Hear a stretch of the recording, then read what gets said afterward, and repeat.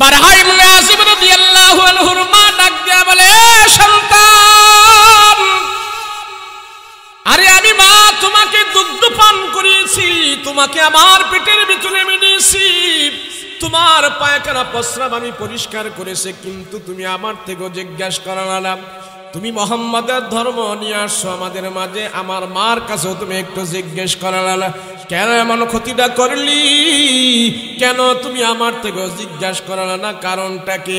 এইবার সন্তান ডাক দেওয়া বলে, গো মামা, আমি নবীজির হাতে হাত রেখে কলমা পড়ে মুসলমান হয়েছে, আমার রসুল আমার নাম পরিবর্তন করে বারা ইবনে আযিব রেখেছে, ও মা কাফের নাম আমার নাই, নবীজির কাছে যায় আমার সব কিছু আমি পরিবর্তন করে দিয়েছে। মা ডাক দেওয়া বলে, আমি যদি তোমার মা হয়ে থাকি, তুমি যদি আমার সন্তান হয়ে থাকো, আর এক মুহূর্তের জন্য তুমি মুহাম্মাদের কাছে যাইতে পারবা না, মুহাম্মদ কোনদিন তোমার বন্ধু হতে পারে না, মুহাম্মাদের আশাক পোশাক তুমি সব খুলে ফেলো, মুহাম্মাদের কাছে তুমি যাইবা না, আমি মা তোমার নিষেধ করলাম, একদিনের জন্য তোমার মুখ থেকে যেন মুহাম্মাদের নাম আমি না শুনি। মা যত নিষেধ করে, মা যত সন্তানকে শাসায়, এবার দেখতেছে মা মায়ের কথাও মানে না, সন্তানটা শুধু নবীজির কাছে দৌড়াইতে থাকে, সকালে একবার নবীজির কাছে যায়, বিকালে একবার নবীজির কাছে যায়, আর মা তার বেশি করে শাসায়, তুমি কি হইল আমার মায়ের কথাও শোনো না, শুধু তুমি মুহাম্মাদের কাছে যাও, কারণটাকে? আমি মা যদি তোমার মা হয়ে থাকি, তোমাকে আমি নিষেধ করে দিলাম, তুমি যদি আর কোনোদিন সেখানে যাও, আমি তোমাকে সন্তান বলতে বাধ্য, সন্তান বলতে পরিচয় দিব না, তুমি আমার সন্তান না, এমন পরিচয় আমি দেব। সন্তান ডাক দিয়া বলে, মা পরিচয় দেওয়ার না দাও, দুনিয়ার সব কিছু আমি ছাড়তে পারি, কোনোদিন ছাড়তে পারি না, আমি ছাড়তে পারি না। মহিলা মানুষ চিন্তা করলো, সন্তানকে যত কড়াকড়ি, যত শাসাই,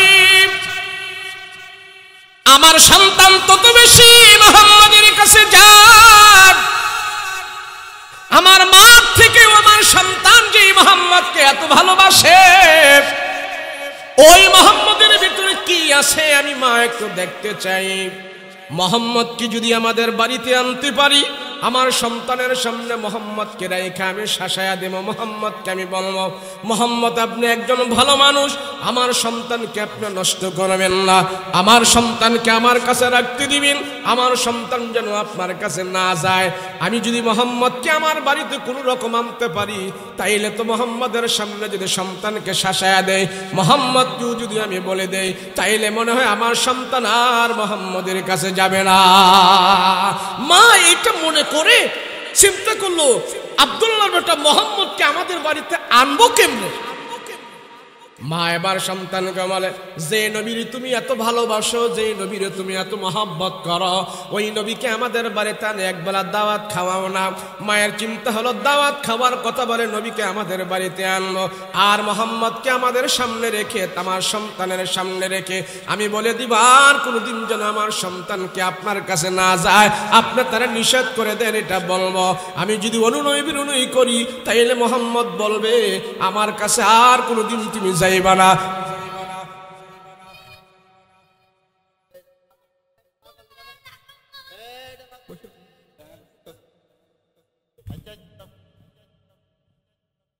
আসসালামু আলাইকুম ওয়া রাহমাতুল্লাহি ওয়া বারাকাতুহু।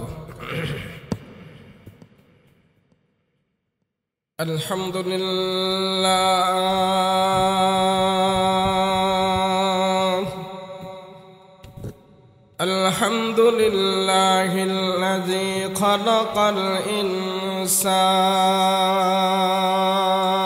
ইনসান ওয়া আল্লামাহুল বায়ান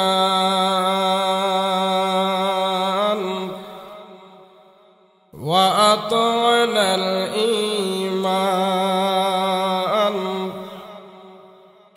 ওয়া খালাকাল মুসলিমিনা ওয়াল মুসলিমাত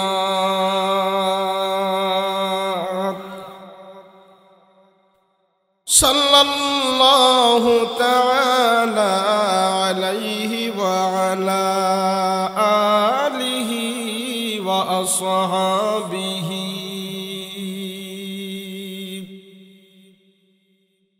ওয়া আজওয়াজিহি وأهل بيته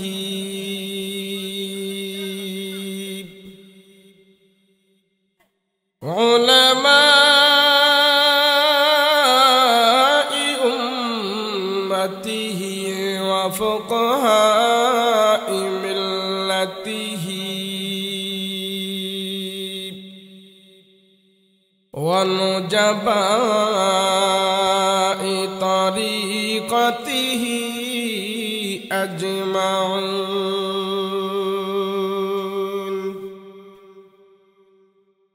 الذي أرسله الله تعالى بالحق بشيرا ونذيرا وداعيا إلى الله بإذنه وسراجا منيرا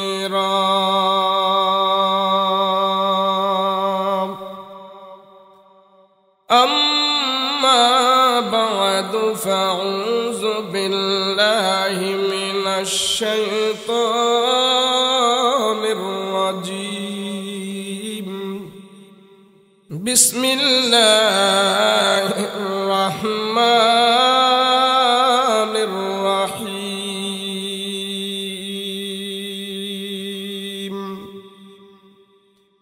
كيف تكفرون بالله وكنتم أمواتا فأحياكم ثم يميتكم ثم يحييكم ثم إليه ترجعون.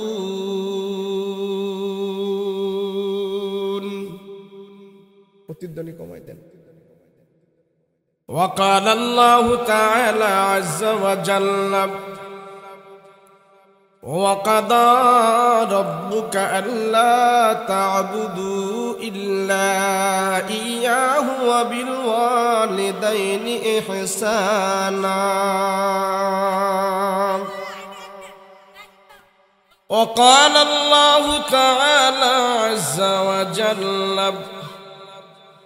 ولقد آتينا لقمان الحكمة أن اشكر لله ومن يشكر فإنما يشكر لنفسه ومن كفر فإن الله غني حميد.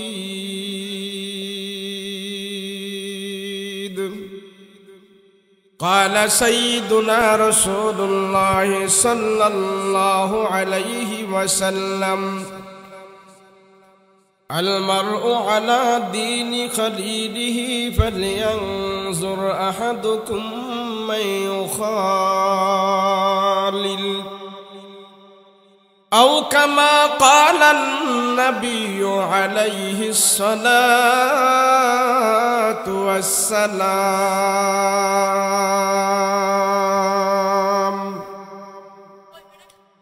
وقال تعالى في شان حبيبه ومحبوبه وما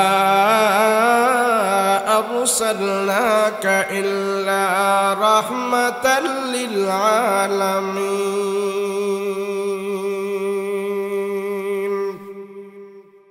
صلى الله على سيدنا ومولانا محمد وعلى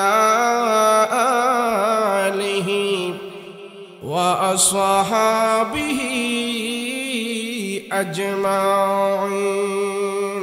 بلغ العلا بكماله كشف الدجى بجماله حسنت جميع خصاله. صلوا عليه وآله.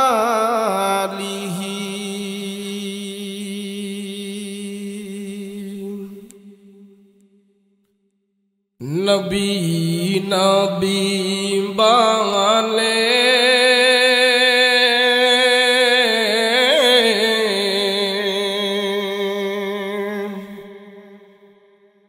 আর কত কাল আমি কাঁদব নবী নবী করে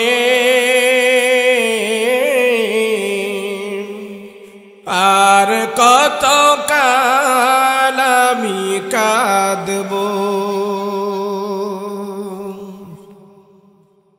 আপন নয়নে কাবে জানি আপন নয়নে কাবে জানি নবীজিকে আমি দেখব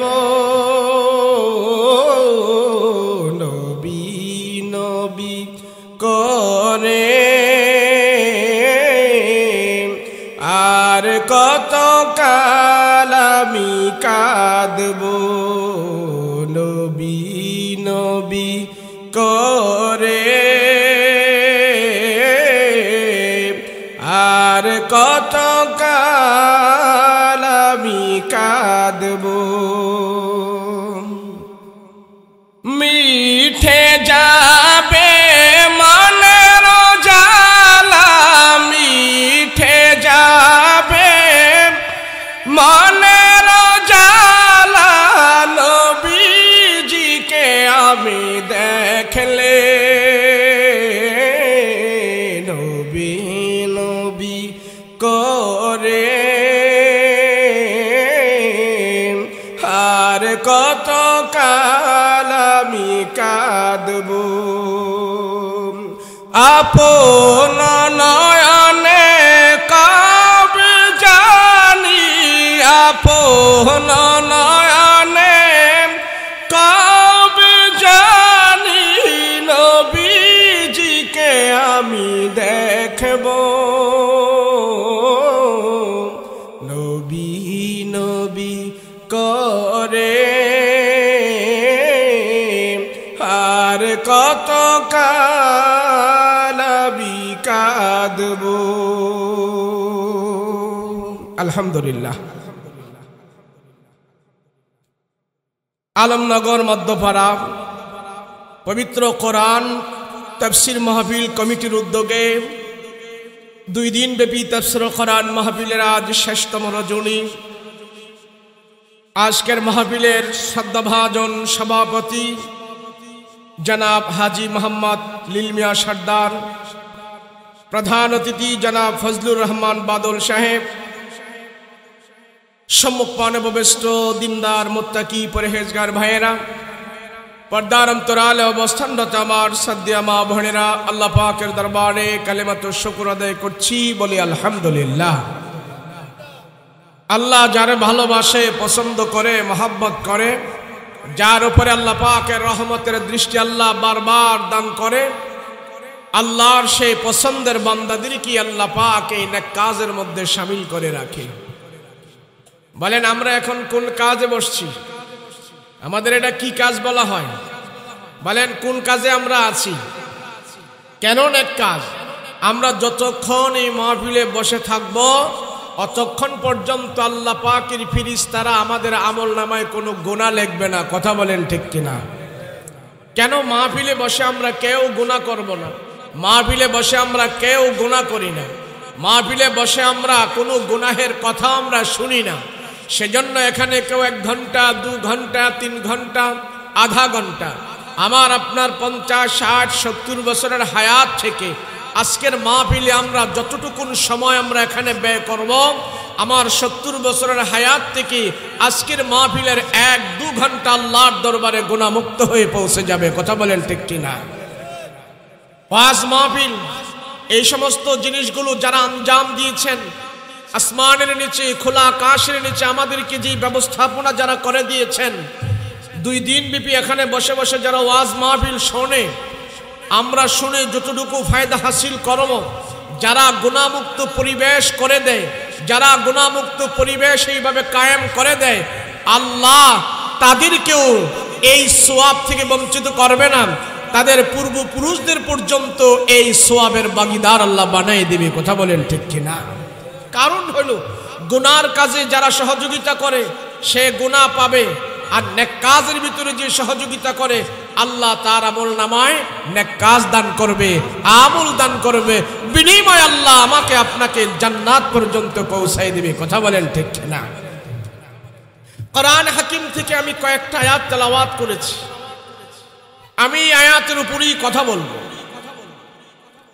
আল্লাহ পৃথিবীর বুকে যত মানুষকে বানিয়েছেন, যত সৃষ্টি বানিয়েছেন, গাছপালা, তরুলতা, পাহাড় পর্বত, সাগর নদী, যা কিছু বানিয়েছেন সব কিছু থেকে আল্লাহ মানুষকে শ্রেষ্ঠ করে বানিয়েছেন, মানুষকে সবচেয়ে বেশি দামি করে বানিয়েছেন, এবং এই মানুষের জন্যই আল্লাহ সর্বশ্রেষ্ঠ সবচেয়ে দামি জান্নাতের ব্যবস্থা রেখেছেন।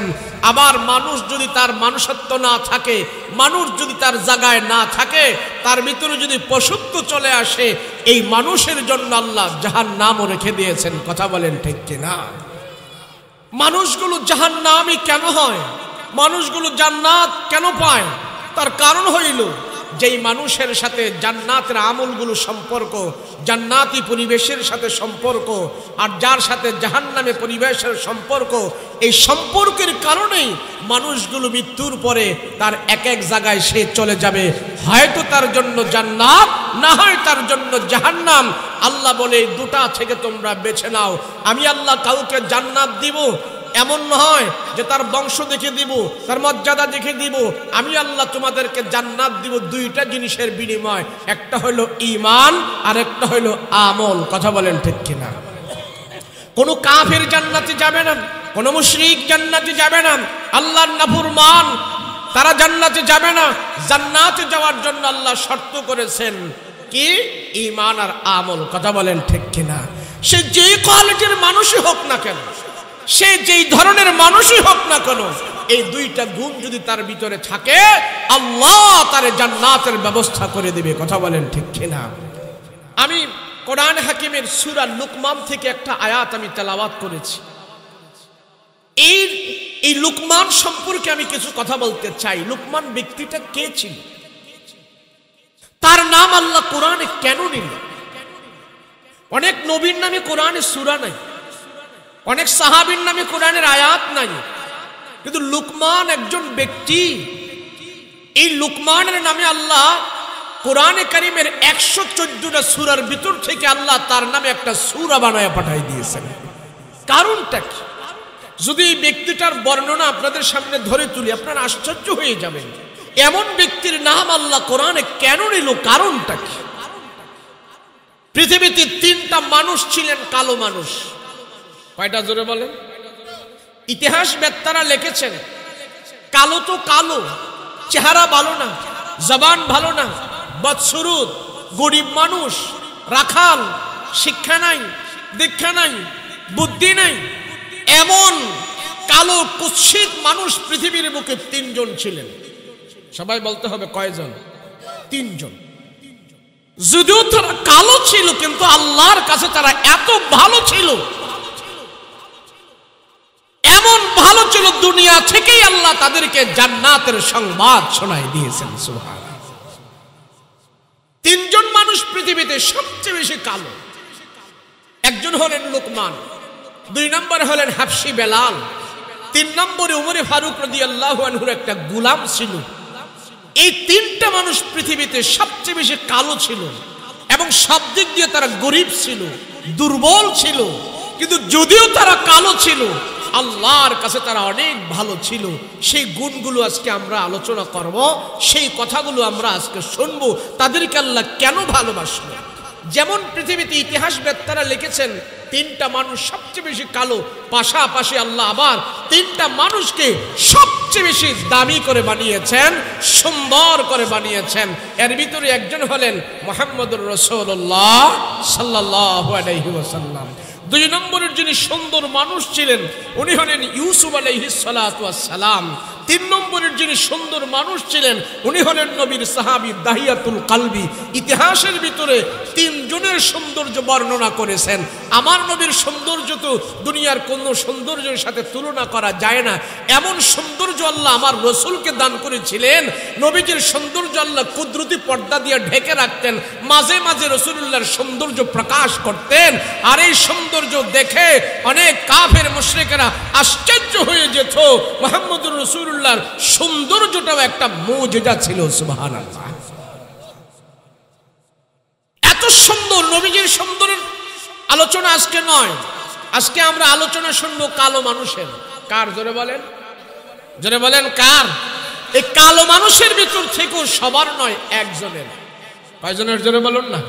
একজনের, যিনি হলেন লুকমান। তো সুন্দর মানুষের আলোচনা, আমার রসুলের সৌন্দর্য যদি আমরা বর্ণনা না করি একটা বেমানান হয়। তাম পৃথিবীর বুকে আল্লাহ যত সৌন্দর্য দিয়েছেন তার চাইতে হাজার গুণে বেশি সৌন্দর্য আল্লাহ আমার রাসূলুল্লাহকে দান করেছিলেন। আর জান্নাতের ভিতরে যত মানুষ আল্লাহ দিবেন সমস্ত মানুষদেরকে আল্লাহ ইউসুফ নবীর সৌন্দর্য দিয়া জান্নাতের ভিতরে আল্লাহ ঢোকায়া দিবেন।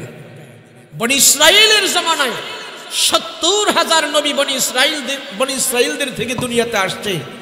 আর ওই ৭০,০০০ নবীর সৌন্দর্য আল্লাহ ইউসুফ নবীর চেহারার মধ্যে দান করেছিলেন। সুবহানাল্লাহ। আমার নবী কত সুন্দর ছিলেন। এক বালক কাফের, এটা প্রতিধ্বনি খবর নেই, এক বালক, সে ১২-১৩ বছর তার বয়স।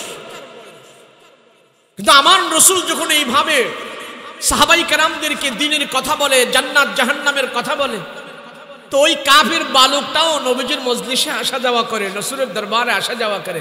তো নবীজি একদিন বর্ণনা করতেছে, তোমরা যদি আল্লাহ এবং রসুলকে খুশি করে ঈমান আর আমল নিয়ে তোমরা মৃত্যুবরণ করো, তাহলে আল্লাহ তোমাদেরকে 10 দুনিয়ার সমান জান্নাতের মালিক বানিয়ে দিবে।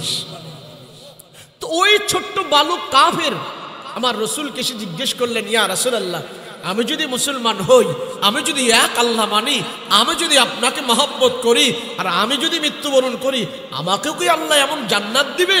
বলে হ্যাঁ, আল্লাহ তোমাকেও জান্নাত দিবে। তো সেই কাফের বলল, ইয়া রাসূলুল্লাহ, আমি আর আপনাকে কোনো প্রশ্ন করতে চাই না, আপনার হাতে হাত রেখে আমি কলমা পড়ে মুসলমান হয়ে যেতে চাই। নবীজি তারে পড়ায় দিলেন, লা ইলাহা ইল্লাল্লাহু মুহাম্মাদুর রাসূলুল্লাহ। ওই সাহাবীর নাম ছিলেন বারা ইবনে আযিম রাদিয়াল্লাহু আনহু।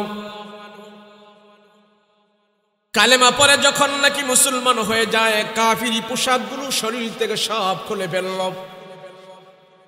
এবার খুলে ফেলে আমার নবীজির পাঞ্জাবি, পাগড়ি, টুপি সব তার গায়ে লাগাইল। বালক মানুষ কত সুন্দর টুপি, পাঞ্জাবি, পাগড়ি লাগায় নবীজি থেকে বিদায় নিয়ে তার বস্তিতে গেল, তার এলাকায় গেল। এলাকায় যাওয়ার পর সব সর্দার প্রধানেরা তারে ধরছে। ব্যাপার কি? যে মোহাম্মদ আমাদের বিরোধিতা করে, আমাদের লাতুজ জামানাতের বিরোধিতা করে, ওই মোহাম্মদের পাঞ্জাবি পাগড়ি তুমি লাগায় আমাদের গ্রামে চলে আসছো, কারণ কি? তোমার তো কত বড় আসপর্দা, কত বড় সাহস! তুমি কি মোহাম্মদের হাতে হাত রেখে তার বয়াত হয়ে গেছো নাকি, তার অনুসারী হয়ে গেছো নাকি? ওই যুবক ডেকে বলে, হা হা, আমার ধর্ম ছেড়ে দিয়া আমি নবীজির হাতে হাত রেখে কলমা পড়ে মুসলমান হয়ে গেছি। এলাকার লোকজন তারা গরম হয়ে গেল, কি ব্যাপার? তুমি আমাদের থেকে কোনো পরামর্শ নেও নাই, তুমি ধর্ম পরিবর্তন করে ফেললাম। আবার তোমার কত বড় সাহস, মোহাম্মদের পাঞ্জাবি, পাগড়ি, টুপি লাগায়া তোমার গ্রামে চলে আসলা, তুমি আমাদেরকে ডিনাই করলা, আমাদের থেকে কোনো সিদ্ধান্ত নিলে না, কারণ কি? তোমার যদি কপাল ভালো হয় তাহলে এগুলি তুমি ছিঁড়ে ফেলো, পাঞ্জাবি টুপি সব ছিঁড়ে ফেলো। কয় না না না, এই পোশাক পরে আমার মন বলতেছে আমি জান্নাতের মালিক হব, আল্লাহকে আমি খুশি করব। দুনিয়ার সব কিছু ছাড়তে পারবো না, আমার নবীজির পাঞ্জাবি টুপি পাগড়ি আমি ছাড়তে পারবো না। সর্দার প্রধানেরা যায় বলল তোমাকে এখন মারবো না, তোমাকে এখন কিছু করবো না। তারা যায় তার মার কাছে বলল, এ তোমার সন্তান দেখো কত বড় আস্পর্ধা হয়ে গেছে, আমাদের থেকে কোনো জিজ্ঞেস করে নাই, ধর্ম পরিবর্তন করে মোহাম্মদের পাঞ্জাবি টুপি পাগড়ি সব লাগায়া এখন আমাদের মাঝে আসছে যে মোহাম্মদ আমাদের লাতুজ্জামানাতের বিরোধিতা করে, আমাদের দেবদেবীর বিরোধিতা করে, আমাদের সব কিছুর বিরোধিতা করে, আর তোমার ছেলে মোহাম্মদের অনুসারী হয়ে গেছে। তুমি মা যদি তোমার সন্তানের ব্যবস্থা না নাও, আমরা কিন্তু তার উপরে হাত উঠাবো, তারে আমরা কিন্তু শাসায়া দেব। তুমি যদি তারা বিচার করো, আমরা তার উপরে আর কোনো বিচার করবো না। মা বলল ঠিক আছে ভাইজান আপনারা যান, আমি আমার সন্তান কি যেভাবে হোক না কেন মোহাম্মদের কাছ থেকে আমি ফিরায়া রাখবো, যান আপনারা, আমি বিচার করবো। বারহা ইবনে আসিম রাদিয়াল্লাহু আনহুর মা ডাক দিয়া বলে, সন্তান, আরে আমি মা তোমাকে দুগ্ধ পান করিয়েছি, তোমাকে আমার পেটের ভিতরে আমি নিয়েছি, তোমার পায়খানা প্রস্রাব আমি পরিষ্কার করেছি, কিন্তু তুমি আমার থেকেও জিজ্ঞাসা করো না, তুমি মোহাম্মদের ধর্ম নিয়ে আসছো আমাদের মাঝে, আমার মার কাছেও তুমি একটু জিজ্ঞেস করো না, কেন এমন ক্ষতিটা করলি, কেন তুমি আমার থেকেও জিজ্ঞাসা করো না, কারণটা কি? এইবার সন্তান ডাক দেওয়া বলে, গো মামা, আমি নবীজির হাতে হাত রেখে কলমা পড়ে মুসলমান হয়েছে, আমার রসুল আমার নাম পরিবর্তন করে বারা ইবনে আযিব রেখেছে, ও মা কাফের নাম আমার নাই, নবীজির কাছে যায় আমার সব কিছু আমি পরিবর্তন করে দিয়েছে। মা ডাক দিয়া বলে, আমি যদি তোমার মা হয়ে থাকি, তুমি যদি আমার সন্তান হয়ে থাকো, আর এক মুহূর্তের জন্য তুমি মোহাম্মদের কাছে যাইতে পারবা না, মোহাম্মদ কোনদিন তোমার বন্ধু হতে পারে না, মোহাম্মদের আশাক পোশাক তুমি সব খুলে ফেলো, মোহাম্মদের কাছে তুমি যাইবা না। আমি মা তোমার নিষিদ্ধ করলাম, একদিনের জন্য তোমার মুখ থেকে যেন মোহাম্মদের নাম আমি না শুনি। মা যত নিষিদ্ধ করে, মা যত সন্তানকে শাসায়, এবার দেখতেছে মা মায়ের কথাও মানে না, সন্তানটা শুধু নবীজির কাছে দৌড়াইতে থাকে, সকালে একবার নবীজির কাছে যায়, বিকালে একবার নবীজির কাছে যায়, আর মা তার বেশি করে শাসায়, তুমি কি হইল আমার মায়ের কথাও শোনো না, শুধু তুমি মোহাম্মদের কাছে যাও, কারণটাকে? আমি মা যদি তোমার মা হয়ে থাকি, তোমাকে আমি নিষেধ করে দিলাম, তুমি যদি আর কোনোদিন সেখানে যাও, আমি তোমাকে সন্তান বলতে বাধ্য, সন্তান বলতে পরিচয় দিব না, তুমি আমার সন্তান না, এমন পরিচয় আমি দেব। সন্তান ডাক দিয়া বলে, মা পরিচয় দাও আমার না দাও, দুনিয়ার সব কিছু আমি ছাড়তে পারি, কোনোদিন ছাড়তে পারি না, আমি ছাড়তে পারি না। মহিলা মানুষ চিন্তা করলো, সন্তানকে যত কড়াকড়ি, যত শাসাই, আমার সন্তান তত বেশি মুহাম্মদের কাছে যায়, আমার মা থেকেও আমার সন্তান যে মুহাম্মদকে এত ভালোবাসে, ওই মুহাম্মদের ভিতরে কি আছে আমি মা একটু দেখতে চাই। মুহাম্মদকে যদি আমাদের বাড়িতে আনতে পারি, আমার সন্তানের সামনে মোহাম্মদকে রেখে আমি শাসায়া দেব, মোহাম্মদকে আমি বলবো, মোহাম্মদ আপনি একজন ভালো মানুষ, আমার সন্তানকে আপনি নষ্ট করবেন না, আমার সন্তানকে আমার কাছে রাখতে দিবেন, আমার সন্তান যেন আপনার কাছে না যায়। আমি যদি মোহাম্মদকে আমার বাড়িতে কোনো রকম আনতে পারি, তাইলে তো মোহাম্মদের সামনে যদি সন্তানকে শাসায়া দেয়, মোহাম্মদকেও যদি আমি বলে দেই, তাইলে মনে হয় আমার সন্তান আর মোহাম্মদের কাছে যাবে না। মা এটা মনে করে চিন্তা করলো, আব্দুল্লাহর বেটা মোহাম্মদকে আমাদের বাড়িতে আনবো কেমনে? মা এবার সন্তানকে বলে, যে নবীর তুমি এত ভালোবাসো, যে নবীর তুমি এত মহব্বত করো, ওই নবীকে আমাদের বাড়িতে আনে একবেলা দাওয়াত খাওয়াও না। মায়ের চিন্তা হলো, দাওয়াত খাওয়ার কথা বলে নবীকে আমাদের বাড়িতে আনলো, আর মোহাম্মদকে আমাদের সামনে রেখে, আমার সন্তানের সামনে রেখে আমি বলে দিব, আর কোনোদিন যেন আমার সন্তানকে আপনার কাছে না যায়, আপনি তারা নিষেধ করে দেন, এটা বলবো। আমি যদি অনুনয় বিনয় করি, তাইলে মোহাম্মদ বলবে আমার কাছে আর কোনোদিন তুমি যাই না। যদি নবীজি নিষেধ করে, তাইলে সন্তান মনে হয় মুহাম্মাদের কাছে আর কোনোদিন যাবে না। মায়ের মুখের কথা ছিল একটা, ভিতরে ছিল আরেকটা। মুহাম্মদকে আগে আমাদের বাড়িতে আনি, এরপরে বলবো আমার সন্তানটাকে আপনার কাছে আর জায়গা দিয়েন না। এবার সন্তানকে বলে, তোমার নবীকে তুমি যে এত ভালোবাসো, এত মহব্বত করো, নবীকে আমাদের বাড়িতে একবেলা খাবার খাওয়াও। আমি মা তোমার নবীকে দাওয়াত খাওয়াইতে চাই। তুমি যা তোমার রসুলকে জিজ্ঞেস করো তোমার নবী আমাদের বাড়িতে দাওয়াত খাবে কিনা। সন্তান যে আমার পয়গম্বরের কাছে বলল, ইয়া রাসূলুল্লাহ, যেই মা আপনার নাম কোনোদিন শুনতে পারে না, যেই মা আপনার নাম শুনলেই তেল বাগুনে জ্বলে ওঠে, ওই মা বলল আপনাকে একবেলা মেহমানদারি করাইতে চায়। রসুল গো, আপনি আমাদের বাড়ির মেহমান হইবেন কিনা? নবী বলল, যাও যাও, তোমার মাকে বলিল আগামীকালকে সকাল, আগামীকালকে রাতের বেলার খাবার আমি নবীজি তোমাদের বাড়িতে খাবো। যাও, তোমার মাকে বলিল আমি আগামীকালকে রাতের বেলায় তোমাদের বাড়িতে আসবো। সন্তান দৌড়ে এসে বলে, মা, রাহমাতুল লিল আলামিন, নবীজি আমাদের দাওয়াত গ্রহণ করেছি, মাগো আগামীকালকে রাতের বেলা এসে পয়গম্বর আমাদের বাড়িতে খানা খাবে। মা বলল, ঠিক আছে, তোমার নবীকে তুমি সুন্দর করে খাবার দাবার খাওয়ায়, আমি মা সুন্দর সুস্বাদু পাকশাক করে রাখবো। মা সুস্বাদু পাকশাক করে রাখলো। পরের দিন আমার নবী রাতের বেলা ফজরের নামাজ পড়ে নবী সিদ্ধান্ত নিয়েছে আজকে তার বাড়িতে যাবে। মাগরিবের নামাজের পরে পয়গম্বর সাহাবের বাড়িতে চলে আসছে। আর মা দিকদা মনে করতেছে, মোহাম্মদ কোনোদিন আমার বাড়িতে আসে নাই, আজকে যেহেতু মোহাম্মদ আমার বাড়িতে আসছে, মোহাম্মদকে খাবার দাবার খাওয়াবো ঠিক, তারপরে মোহাম্মদকে আমি একটু ভালো করে দেখে নেব কোন মোহাম্মদের কাছে যে আমার সন্তান আমাকে পর্যন্ত বলে গেছে, ওই মোহাম্মদের চেহারাটা আমি মা এক নজর ভালো করে দেখে নিতে চাই। কোন মোহাম্মদ আমার সন্তান আমাকে পর্যন্ত ভুলে যায়, মোহাম্মদের কথা বলে, পৃথিবীর সব ভুলে যায়, শুধু মোহাম্মদের কথা বলে, কারণটা কি? তো মা ঘরের ভিতরে সুস্বাদু খাবার দাবার এইভাবে দিয়ে সন্তানকে বলে, তোমার রসুলকে তুমি খাওয়াও। আর ঘরের দরজা খুলে মা ঘরের বাহির থেকে সে উঠানের আঙ্গিনায় দাঁড়ায় রইলেন। দরজার ফাঁক দিয়া রসুলুল্লাহকে দেখতেছে, কেমন মানুষ, এই মানুষের কাছে যে আমার সন্তান আমাকে পর্যন্ত ভুলে গেছে, হায় হায়। তো বাহির থেকে দাঁড়ায় মা উঠানের আঙ্গিনায় দাঁড়িয়ে দাঁড়িয়ে আমার রসুলকে দেখতেছেন ঘরের ভেতরে। আর মা দেখতেছেন আল্লাহর নবীর চেহারার দিকে একবার তাকায়, আবার আকাশের দিকে তাকায়, একবার আকাশের দিকে তাকায়, আবার নবীজির চেহারার দিকে তাকায়। পূর্ণিমার রাত আমার নবী রাহমাতুল লিল আলামিনের চেহারার দিকে তাকায়, আবার আকাশের দিকে তাকায়। এইভাবে তাকাইতেছে আর ঘরের ভেতর থেকে সন্তান দেখে ফেলল, হায় রে, আমার মা আমার রসুলের দিকে চেহারার দিকে তাকায়, আবার আকাশের দিকে তাকায়। মনে হয় আমার মা আমার রসুলের উপরে কোনো জাদু টোনা করতেছে। আমার নবী যদি আমার বাড়িতে কষ্ট পায়, আমি হাসরের ময়দানে কি জবাব দেব? ঘর থেকে সন্তান দৌড়ে এসে মাকে এইভাবে জাবড়ায় ধরে বলে, ও মা, তুমি আমার রসুলের চেহারার দিকে একবার তাকাও, আবার আকাশের দিকে তাকাও। কারণ কি মা এভাবে তুমি তাকাইতেছো? কারণ কি?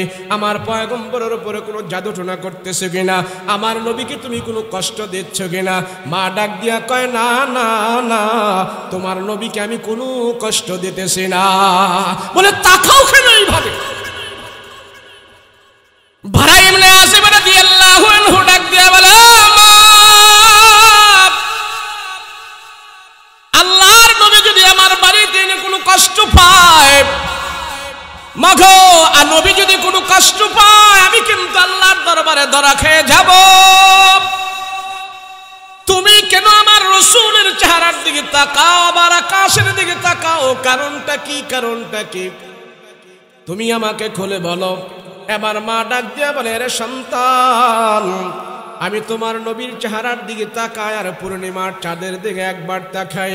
ওই চাঁদের ভিতরে আল্লাহ যত সৌন্দর্য দিয়েছে, আর তোমার নবীর যে চেহারার ভিতরে আল্লাহ সৌন্দর্য দিয়েছে, আমি যুক্তির কষ্টি পাথর দিয়া যাচাই করে দেখলাম, চাঁদের ভিতরে আল্লাহ যত সৌন্দর্য দিয়েছে আর তোমার নবীর চেহারার ভিতরে যে সৌন্দর্য দিয়েছে, দুই সৌন্দর্য আমি কম্প্রোমাইজ করে দেখেছি। আল্লাহর নবীর চেহারার ভিতরে আমি এত সুন্দর দেখতে পাই, আল্লাহর নবীর চেহারার ভিতরে আমি এত মায়া দয়া দেখতে পাই, ওই আকাশের পূর্ণিমার চাঁদের ভিতরেও আমি নবীজির সৌন্দর্য দেখতে পাই না। আল্লাহু আকবার। এরে সন্তান, আমি ভুল করেছি, তোমার রসুলকে আমি কোনোদিন দেখি না এত সুন্দর মানুষ। মোহাম্মদ কোনোদিন খারাপ হতে পারে না, এই চেহারার মানুষ কোনোদিন খারাপ হতে পারে না। আমার মার মন বলতেছে তুমি সঠিক জায়গায় গিয়েছো। এ সন্তান, তোমাকে আমি বারণ করেছি, তোমাকে আমি নিষেধ করেছি, আমি ভুল করেছি, অন্যায় করেছি, আর আমি তোমার কাছে তোমাকে আমি বারণ করবো না, নিষেধ করবো না। তোমার নবীকে যা বলো, তোমার নবীকে মানলাম। আমি মাও সিদ্ধান্ত নিয়েছে এই দুনিয়ার মানুষ যা কিছু আমাকে বলবে সব আমি প্রতিরোধ করে আমি তোমার মতন তোমার নবীর কাছে কলমা পড়ে মুসলমান হয়ে যেতে চাই। আল্লাহু আকবার। এটা ছিল